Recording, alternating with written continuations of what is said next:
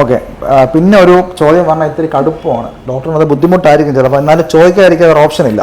അതായത് non veg ഇല്ലാതെ food ഇറങ്ങാത്ത ഓരോ ആൾക്കാരുണ്ട്. അതായത് ഇപ്പം ഒരു മീനിന്റെ മണമെങ്കിലും വേണം നമുക്കില്ലെങ്കിൽ പറ്റൂല. അങ്ങനെയുള്ള ആൾക്കാർ ഈ HD ചെയ്താൽ അവർക്ക് എന്തെങ്കിലും കൺസിഡറേഷൻ, നിങ്ങൾ കുറച്ച് കഴിച്ചോ അങ്ങനെ എന്തെങ്കിലും ഒരു, അത് നിങ്ങളിപ്പം സ്ട്രിക്ട്ലി പറയാനുണ്ട് 21 days നോൺ വെജ് മാക്സിമം ഒഴിവാക്കുക. അതിലെന്തെങ്കിലും ഒരു ചില ഡോക്ടേഴ്സ് പറയുന്നു കഴിച്ചോളൂ, ചിക്കൻ കഴിച്ചോളൂ, പ്രോട്ടീൻ കഴിക്കാം. ഓരോ ഡോക്ടേഴ്സും ഓരോ രീതിക്ക് പറയാനുണ്ട്. അപ്പൊ നമുക്ക് അതിലെന്തെങ്കിലും കൺസിഡറേഷൻ ഉണ്ടോ? കൺസിഡറേഷൻ പറഞ്ഞു കഴിഞ്ഞാൽ ഇപ്പൊ എനിക്ക് ഈ ചോദ്യം സാർ മാത്രമല്ല കുറേ പേര് ചോദിച്ചു. കാരണം എല്ലാവരുടെ ഡൗട്ടാണ്.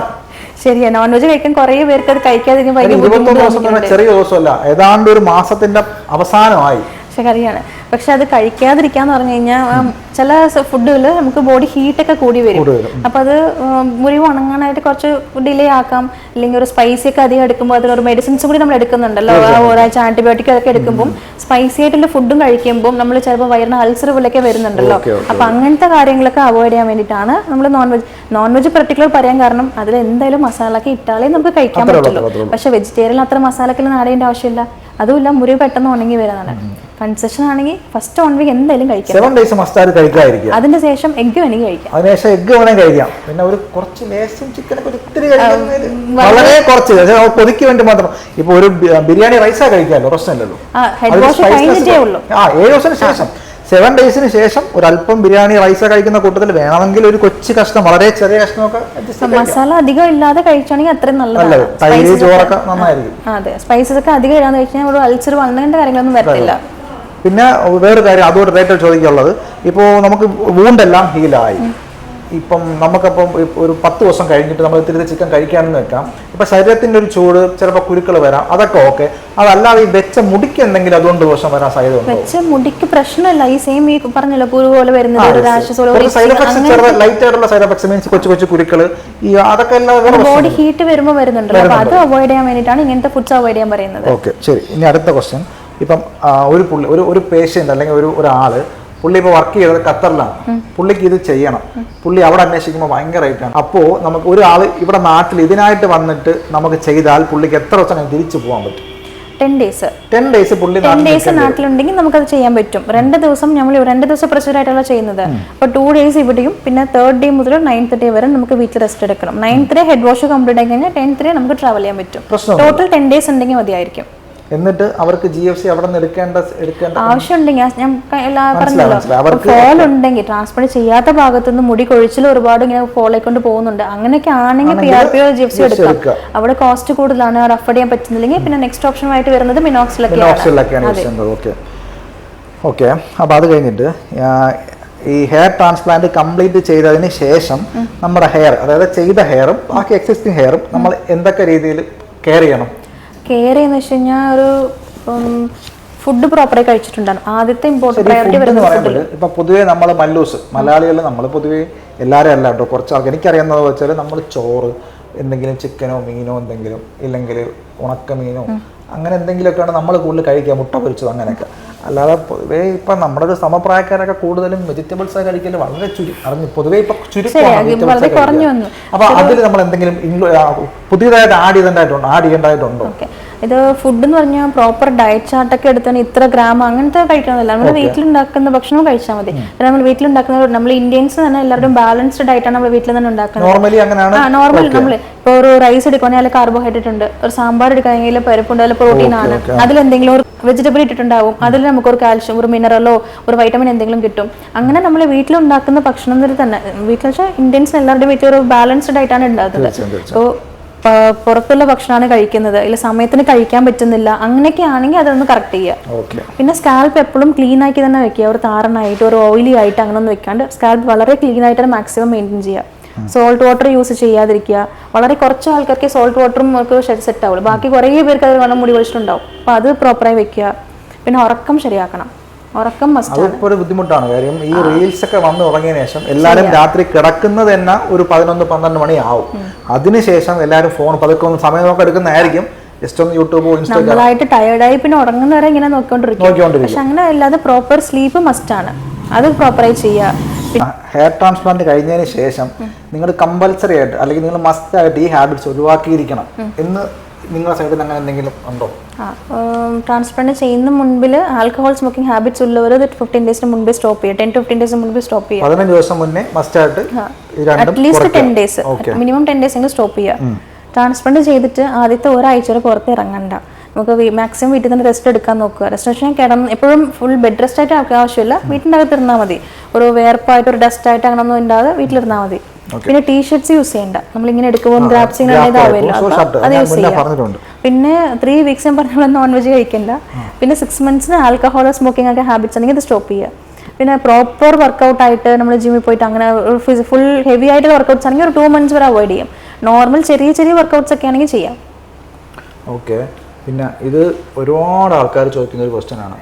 അപ്പം അത് അങ്ങനെ ചോദിക്കേണ്ടി വരുന്നൊരു സാഹചര്യം എന്ന് പറഞ്ഞാൽ പല സ്ഥലങ്ങളും ചെയ്തിട്ട് മോശമായിട്ടുള്ള റിസൾട്ടും അല്ലെങ്കിൽ എന്തെങ്കിലും അത് ഇഷ്യൂസൊക്കെ ഉണ്ടാകുന്നതുകൊണ്ട് ചോദിക്കുന്നതാണ്. ഇവിടെ നിങ്ങളിപ്പോൾ ഡോക്ടറാണ്, ഇപ്പം സുജിത മാം, നിങ്ങളുടെ ക്വാളിഫിക്കേഷൻ എന്താണ്? അപ്പം അത് നിങ്ങൾക്ക് പ്രേക്ഷകരോട് പറയുന്ന വെളിപ്പെടുത്തുന്നതിൽ എന്തെങ്കിലും ബുദ്ധിമുട്ടുണ്ടോ? ബുദ്ധിമുട്ടൊന്നുമില്ല. ഇപ്പം നമ്മളവിടെ ഇത് വെച്ചിട്ടുണ്ടല്ലോ, അതെടുത്തോളൂ. അതിൽ ഇവിടെ വർക്ക് ചെയ്യുന്ന ഡോക്ടേഴ്സിന്റെ ആണെങ്കിലും എല്ലാവരുടെയും അവിടെ സർട്ടിഫിക്കറ്റ് അവിടെ വെച്ചിട്ടുണ്ട്. അത് ധാരാളമായിട്ട് എടുത്തോളൂ, കുഴപ്പമൊന്നുമില്ല. അത് ഞാൻ വ്യക്തമായിട്ട് നീറ്റായിട്ട് എടുത്ത് കാണിക്കാം. അതിന്റെ സർട്ടിഫിക്കറ്റ്സ് ഡിഗ്രി കംപ്ലീഷൻ ഇതിനുള്ള മെഡിക്കൽ കൗൺസിൽ രജിസ്റ്റർ ചെയ്യില്ല, അതിന്റെ എല്ലാ സർട്ടിഫിക്കറ്റ്സ് അവിടെ വെച്ചിട്ടുണ്ട്. Okay okay. നമ്മുടെ ഈ HNS വരാൻ നിൽക്കുന്ന ആൾക്കാർക്ക് ഏതെങ്കിലും തരത്തിൽ പേടിക്കേണ്ടതായിട്ടുണ്ടോ? അവർ നെർവസ് ആവേണ്ട ആവശ്യമുണ്ടോ? ഓക്കെ, പേടിക്കേണ്ട ഇവിടുത്തെ കാര്യമാണ് ചോദിക്കണം, വേറെ നമുക്കറിയാം. ഇവിടുത്തെ കാര്യം പേടിക്കാന്ന് വെച്ച് കഴിഞ്ഞാൽ അവർ ബ്ലഡ് ടെസ്റ്റ് നോർമൽ ആയിരിക്കണം എന്ന് മാത്രം പേടിച്ചാൽ മതി, അല്ലാതെ വേറെ ഒന്നുമില്ല. അതായത് ഇപ്പൊ ഇവിടുന്ന് നിങ്ങൾ പറയുന്ന ടെസ്റ്റുകൾ നമ്മൾ അവിടെ നീറ്റായിട്ട് എടുക്കുക, നല്ലൊരു ലബോറട്ടറി പോയി എടുക്കുക, അത് തിരിച്ച് നമ്മൾ ഇങ്ങോട്ട് അയച്ചു തരണം. അപ്പൊ അതിൽ നിങ്ങൾക്ക് ഓക്കെ അല്ല, നിങ്ങൾ അതിൽ ഓക്കെ അല്ല എന്ന് അപ്പം റിജക്ട് ചെയ്യും. ആ ഒരു കാര്യത്തിന് മാത്രം പേടിച്ചാൽ മതി. അതായത് ഇവിടെ നമ്മൾ റിജക്ട് ചെയ്തു, നിങ്ങൾ റിജക്ട് ചെയ്യേണ്ട റീസൺ എന്ന് പറഞ്ഞാൽ ഇപ്പോൾ ഡയബറ്റിക് ആവാം, ഇല്ലെങ്കിൽ എന്തെങ്കിലും ഇഷ്യൂസ് ഉണ്ടെങ്കിൽ റിജക്ട് ചെയ്യുക. അങ്ങനെ ചെയ്തതിനു ശേഷം അതിൽ എന്തെങ്കിലും തിരിമറി നടത്തിയാൽ ചിലപ്പോൾ പ്രശ്നമുണ്ട്. ചിലപ്പം ഇപ്പം ഡയബറ്റിക് ആണ്, ഹാർട്ട് പേഷ്യൻസ് ആയിരിക്കാം, ഇല്ലെങ്കിൽ ഒരു പ്രഷറുള്ള പേഷ്യൻസ് ഒക്കെ ആയിരിക്കാം. അപ്പോൾ അതൊക്കെ കൺട്രോൾഡ് ആയിട്ട് മാത്രമേ ചെയ്യാവുള്ളൂ.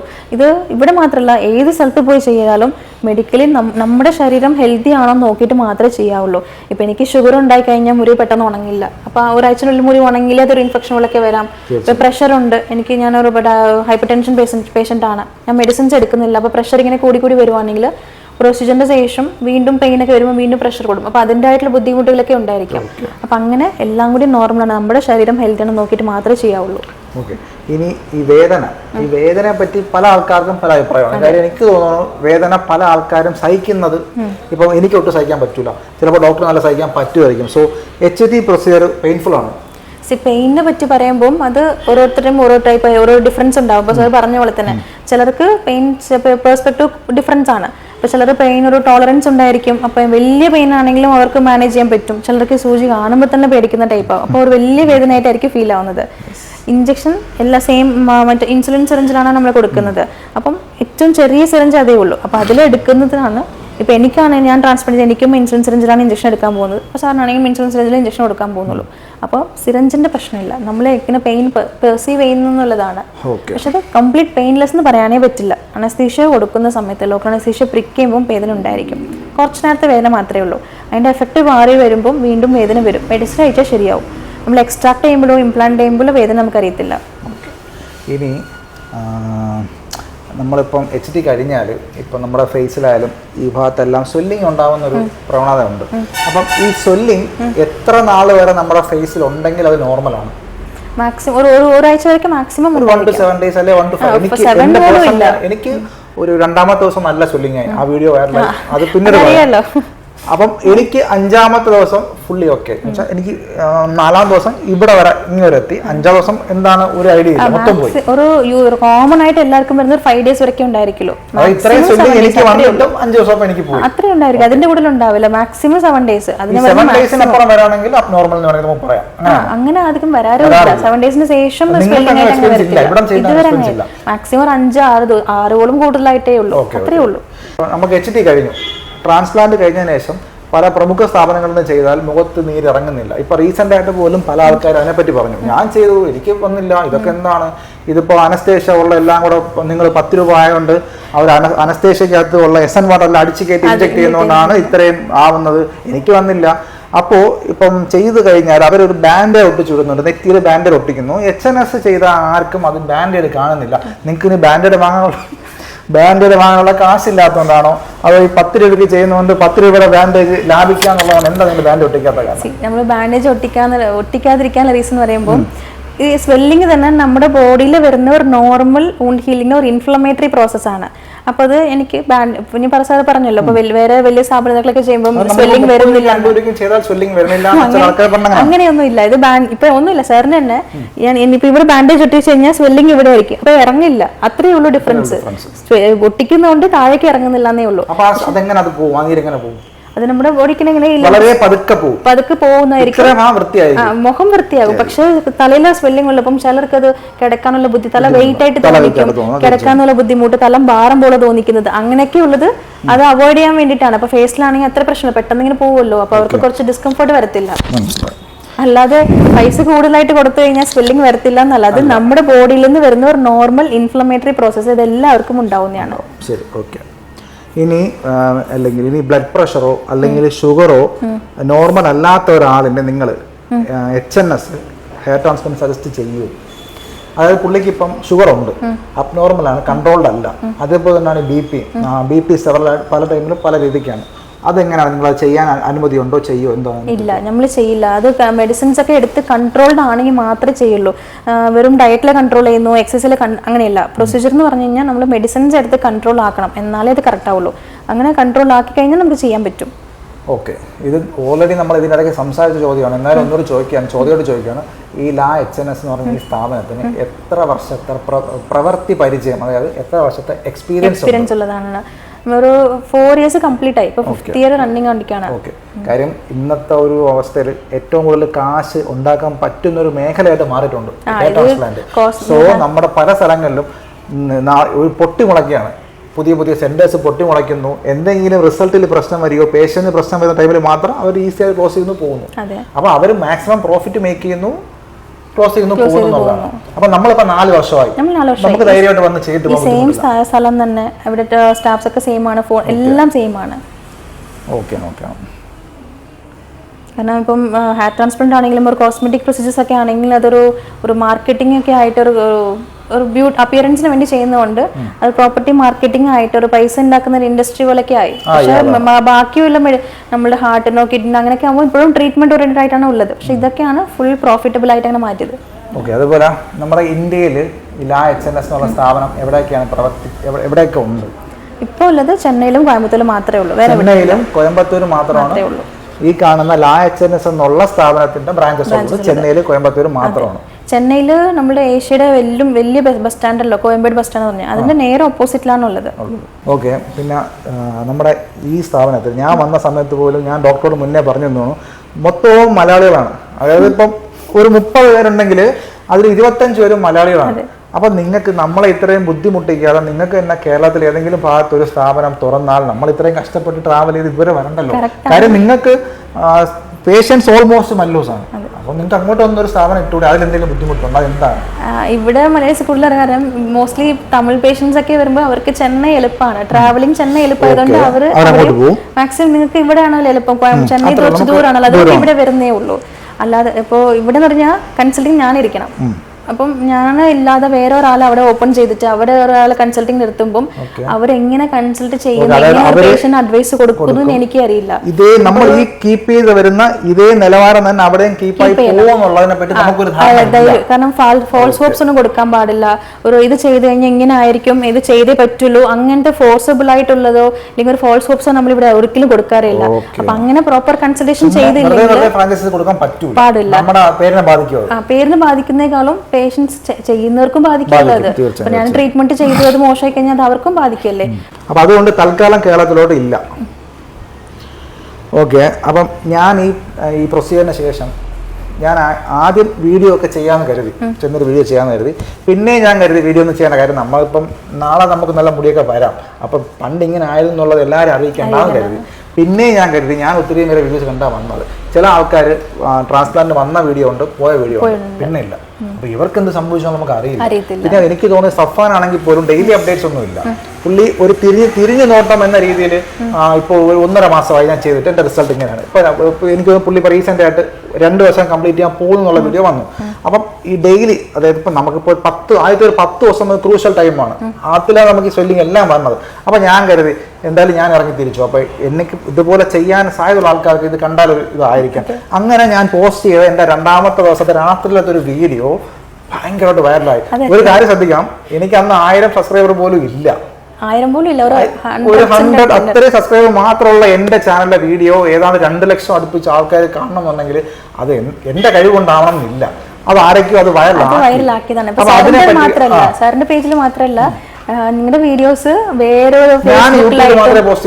ഫേസ്ബുക്കിലായിട്ടും ഇൻസ്റ്റാഗ്രാമിലായിട്ടും പിന്നെ അവരുടെ സ്റ്റേറ്റസ്, വാട്സ്ആപ്പ് സ്റ്റേറ്റസിലൊക്കെ ആയിട്ട് കുറെ പേര് അത് വൈറലാക്കിയിട്ടുണ്ട്. അത് HNSനെ ഏതൊക്കെ രീതിയിൽ ബാധിച്ചു വെച്ച് കഴിഞ്ഞാൽ ട്രാൻസ്പ്ലാന്റ് ചെയ്ത പേഷ്യൻസിനും അതിനെപ്പറ്റി ചെയ്ത് കഴിഞ്ഞാൽ എങ്ങനെയൊക്കെ ആയിരിക്കും, എന്തൊക്കെയാണ് ഫോളോ ചെയ്യുന്നത്, അങ്ങനത്തെ ഒരു ബേസിക് നോളജ് ഉള്ളവർക്ക് അതിനെപ്പറ്റി പേടിയൊന്നും ഇല്ല. അതായത് എന്റെ ചാനലിലെ സബ്സ്ക്രൈബേഴ്സിന് വ്യക്തമായിട്ട് അറിയാം, കാര്യം അവർ എന്റെ ഇത് കാണുന്നവർക്ക്. എനിക്ക് ഇന്ന് 1700 പേരുണ്ട്. അപ്പൊ അവർക്ക് എന്റെ അപ്ഡേറ്റ് അറിയാം. അറിഞ്ഞുകൂടാത്ത ആൾക്കാർ അത് മാത്രം ആദ്യമായിട്ട് പുതിയതായിട്ട് കാണുമ്പോൾ, ഇപ്പൊ ഞാനൊരു ഹെയർ ഫോളിംഗ് ഉണ്ട്, ഞാൻ ട്രാൻസ്പ്ലാന്റ് ചെയ്യാമോ എന്നൊരു പുതിയതായിട്ട് കാണുന്നവർക്ക് അത് പെട്ടെന്ന് കാണുമ്പോൾ ഒരു പാനിക് ആവുന്ന പോലെയാണ്. അങ്ങനെയാണ്. പിന്നെ കുറേ എൻക്വയറീസ് ഒക്കെ വന്നിട്ട് എന്തുകൊണ്ടാണ് നമ്മൾ പേഷ്യൻസ് തന്നെ ഇനി പുതുതായിട്ട് ചെയ്യാനായിട്ട് ഉദ്ദേശിച്ചവർ എന്തുകൊണ്ടാണ് വന്നത്, എന്തെങ്കിലും പ്രശ്നമായിട്ടാണോ എന്നൊക്കെ ചോദിച്ചപ്പം അപ്പോൾ അതിന്റെ ബാക്കി ഞാൻ സാറിന്റെ വീഡിയോസ് അവർ കാണാനായിട്ട് പറഞ്ഞു വരുമ്പോൾ അവർക്കത് മനസ്സിലായി. നമ്മുടെ ആ ഒരു വീഡിയോ മാത്രം കണ്ട് പാനിക്കായ ഒരുപാട് ആൾക്കാരുണ്ട്. അതിപ്പോൾ നമ്മുടെ കേരളത്തിലായാലും ചിലപ്പോൾ നിങ്ങളുടെ നാട്ടിലായാലും എവിടെയെങ്കിലും. അപ്പോൾ അവരോട് ഡോക്ടറിന് എന്താ പറയാനുള്ളത്? പാനിക് ആവാണ്ടുള്ള കാര്യം ഒന്നുമില്ല. ഇത് ആർക്കാണെങ്കിലും സ്വെല്ലിങ് വരും. ഇപ്പൊ അവർക്ക് ചെയ്ത് നാളെ എനിക്ക് ഞാൻ ട്രാൻസ്പ്ലാന്റ് ചെയ്ത എനിക്കും സ്വെല്ലിങ് ഉണ്ടായിരിക്കും. അത് നമ്മുടെ ബോഡിയിൽ നിന്ന് വരുന്ന ഒരു പ്രോസസ്സാണ്. ഇപ്പൊ കയ്യിലൊരു മുറിവായി, നമ്മൾ കൈ ഇങ്ങനെ വെച്ച് കഴിയുമ്പോൾ വിരലൊക്കെ ഇങ്ങനെ വീർത്തിട്ടുണ്ടായിരിക്കില്ല. അതുപോലെ തലയിലാകുമ്പോൾ ബാൻഡേജ് ഒട്ടിച്ചത് അതുകൊണ്ട് മേമോത്തി വന്നു, അത്രേ ഉള്ളൂ. ഒട്ടിച്ചു വെച്ച് കഴിഞ്ഞാൽ മുകളിലായിരിക്കും, ഒട്ടിക്കാത്തതുകൊണ്ട് താഴെ വന്നു, അത്രേ ഉള്ളൂ. വേറെ പാനിക് ആവാനുള്ള ഒരു കാര്യമില്ല. കാരണം വളരെ സിമ്പിൾ ആയിട്ട് ലോക്കൽ അനസ്തീഷ്യ കൊടുത്ത് വളരെ സിമ്പിൾ ആയിട്ട് ചെയ്യുന്ന പ്രൊസീജിയറേ ഉള്ളൂ. ഇത് അനസ്തീഷ്യ ഓവർഡോസ് കാരണം ഇങ്ങനെ വന്നെന്ന് കുറെ പേര് ഇങ്ങനെ ഒരു പോർട്രേ ചെയ്തുകൊണ്ടിരിക്കുവാണ്. അത് അനസ്തീഷ്യ ഓവർഡോസ് എന്ന് പറഞ്ഞാൽ എന്താന്ന് പോലും അറിയാതെ അതിന്റെ ഒരു എഫക്റ്റ് ആണെന്ന് പറഞ്ഞാൽ അതിനൊരു ബേസിക് നോളജ് ഇല്ലാത്ത കുറെ പേര് ഇങ്ങനെ പറഞ്ഞുകൊണ്ടിരിക്കുന്നു. അനസ്തീഷ്യ ഓവർഡോസ് എന്ന് പറഞ്ഞു കഴിഞ്ഞാൽ ആ ഭാഗത്ത് ഒരു ബ്ലീഡിങ് ആയിരിക്കാം, ഒരു ടിംഗ്ലിംഗ് സെൻസേഷൻ പോലെയൊക്കെ ആയിരിക്കാം, അല്ലെങ്കിൽ ഒരു അലർജി പോലെ, ശരീരം മൊത്തത്തിൽ ഒരു അലർജി പോലെയൊക്കെ ആയിരിക്കാം. അതൊക്കെയാണ് ഒരു സൈഡ് എഫക്ട്സ് എന്നൊക്കെ പറയുന്നത്. ഇഞ്ചക്ഷനും സ്വെല്ലിങ്ങും ഒരു ബന്ധവും. അത് വെറുതെ ഇങ്ങനെ കാണിച്ചോണ്ടിരിക്കുക. അതുമായിട്ടൊരു ബന്ധവേ ഇല്ല അതിൽ. ഇത് ഒരു ഡോക്ടറെ അടുത്ത് ചെന്ന് ചോദിച്ചു കഴിഞ്ഞാൽ അവർക്ക് ഇത് ആൻസർ പറയാൻ പറ്റും. അല്ലാതെ അതിനെപ്പറ്റി ഒരു നോളജ് ഇല്ലാത്തവരോട് ചോദിച്ചു കഴിഞ്ഞാൽ എല്ലാവരും വിശ്വസിക്കുന്ന പോലെ ഇങ്ങനെ പറയത്തേ ഉള്ളൂ. അപ്പോൾ അതുപോലെ നമ്മളിപ്പോൾ ഇവിടെ ചെയ്യുന്നത് 10 രൂപയ്ക്കാണ്. ചിലപ്പോൾ എൻ്റെ നാട്ടിൽ ചെയ്യുന്ന 6 രൂപയ്ക്ക് ആയിരിക്കില്ല, ചിലപ്പോൾ 30-40 ഒക്കെ ആയിരിക്കാം. ഡിപ്പെൻസ് പേഴ്സൺ ആണെന്നാണ് ഇന്ന് എനിക്ക് മനസ്സിലായ കാര്യം. അതായത് 30 രൂപയ്ക്ക് തന്നെ ചെയ്തിരുന്ന ഒരു സ്ഥലത്ത് തന്നെ 120 രൂപയ്ക്കും ചെയ്യുന്ന സെലിബ്രിറ്റീസ് ആണ്. ചിലപ്പോൾ അവർക്ക് എക്സ്ട്രാ കെയറോ എന്തെങ്കിലുമൊക്കെ ആയിരിക്കാം. അപ്പോൾ ഈ എന്താ പറയുക, ഈ ഒരു ചികിത്സ എന്തെങ്കിലും വ്യത്യാസമുണ്ടോ? 10 രൂപയ്ക്കാണെങ്കിൽ ഇത്രയേ ഉള്ളൂ, 30 ആണെങ്കിൽ ഇത്ര. അതായത് നമ്മളിപ്പോൾ എന്താ പറയുക, ഈ ഒരു മെറ്റേണിറ്റി പീരീഡിൽ ഓരോ ഹോസ്പിറ്റലിലും ഇപ്പോൾ 60,000 രൂപ മുതൽ 2 ലക്ഷം 3 ലക്ഷം ഒക്കെ ഉണ്ടല്ലോ. അപ്പോൾ അതിൽ ഓരോ ഇത് മാറും. ഇപ്പോൾ റൂമിൻ്റെ ആയാലും അവരെ കെയർ ആയാലും എല്ലാം മാറും. അതുപോലെ എന്തെങ്കിലും വ്യത്യാസം ഇതിൽ വരുമോ? ഈ പ്രൊസീജിയർ എന്തെങ്കിലും വ്യത്യാസം വരുമോ? ഇല്ല, ബാക്കിയുള്ള സ്ഥലത്തിന് അറിയില്ല. പക്ഷെ ഞങ്ങളുടെ ഇതിൽ എല്ലാവർക്കും സെയിം ടൈപ്പ് ഓഫ് ട്രീറ്റ്മെന്റ് ആണ്. എല്ലാവർക്കും സെയിം ആണ്. അപ്പം ഓരോരോ ടൈപ്പ് ഓഫ് ട്രീറ്റ്മെന്റ്, ഇപ്പോൾ DHT എന്ന് പറയാം, DHI പറയാം, പെൻ മെത്തേഡ്, സ്ലിറ്റ്, അങ്ങനെ ഓരോരോ ഡിഫറെന്റ് ടൈപ്സ് ഓഫ് മെത്തേഡിൽ പൈസ ഡിഫറൻസ് ആയി കഴിഞ്ഞാൽ കുഴപ്പമില്ല. ഈ സെയിം മെത്തേഡിൽ ഒരാൾക്ക് പൈസ കൂടുതലും ഒരാൾക്ക് പൈസ കുറവായിട്ട് എന്ന് പറയുമ്പോൾ ഇവിടെ അങ്ങനെയില്ല.